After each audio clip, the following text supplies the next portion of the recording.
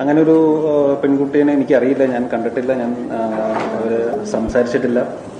ഒരു ബേസ്ലെസ് ആയിട്ടുള്ള ഒരു അലിഗേഷനാണ്.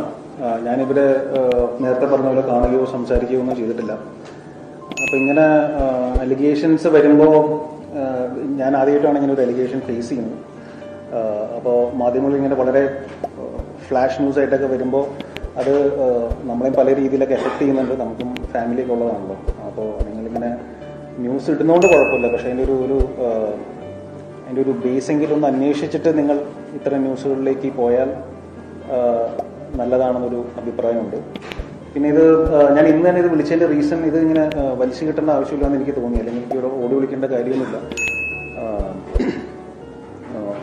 എൻ്റെ ഭാഗത്ത് ന്യായമുണ്ടോ, അല്ലെങ്കിൽ ഞാൻ അങ്ങനെ ഒരു കാര്യം ചെയ്തിട്ടില്ല എന്ന് എനിക്ക് 100%. സത്യം എന്തോ ആയിക്കോട്ടെ, തനിക്കെതിരെ ആരോപണം വന്നപ്പോൾ ഒളിച്ചിരിക്കാതെ അപ്പോൾ തന്നെ രംഗത്ത് വന്ന് പ്രതികരിച്ച ഒരു ആൺകുട്ടി.